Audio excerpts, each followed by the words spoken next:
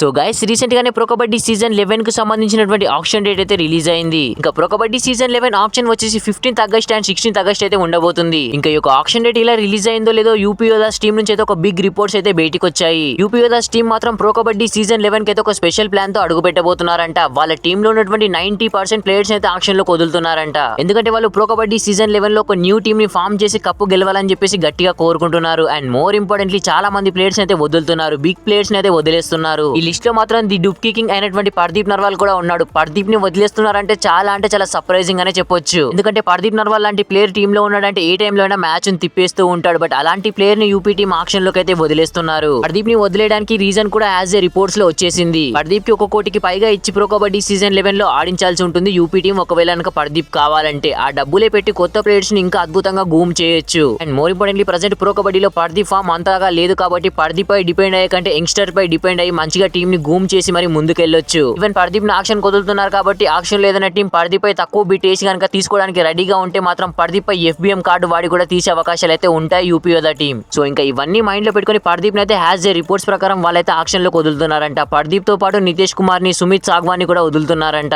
ఎట్టి పరిస్థితుల్లో pro Kabaddi season 11 cup UP team కావాలి కాబట్టి వాళ్ళైతే ఇలాంటి డిసిషన్స్ అయితే తీసుకుంటున్నారు. And more importantly UP Yoddhas team auction కు ఒక ఫ్రెష్ మైండ్ తో వచ్చి మంచి ప్లేయర్స్ ని బై చేయాలని చెప్పేసి వాళ్ళ ప్లాన్. బట్ పర్దీప్ నర్వాల్ లాంటి ప్లేయర్ ని మటుకు ఆక్షన్ లోకి వదలడం అంటే చాలా సర్ప్రైజింగ్ విషయం అనే చెప్పొచ్చు. మరి పర్దీప్ నర్వాల్ ఆక్షన్ లోకి రాబోతున్నాడని రిపోర్ట్స్ వచ్చాయి కాబట్టి మరి పర్దీప్ నర్వాల్ ని ప్రో కబడ్డీ సీజన్ 11 లో ఏ టీం ఆక్షన్ లో బై చేస్తే బాగుంటుందో కింద కామెంట్ సెక్షన్ లో కామెంట్ అయితే చేయండి. మరి వీడియో నచ్చితే ప్లీజ్ అన్న లైక్ చేసి మన ఛానల్ తప్పకుండా సబ్స్క్రైబ్ అయితే చేసి పెట్టుకోండి. Thanks for watching. Have a nice day.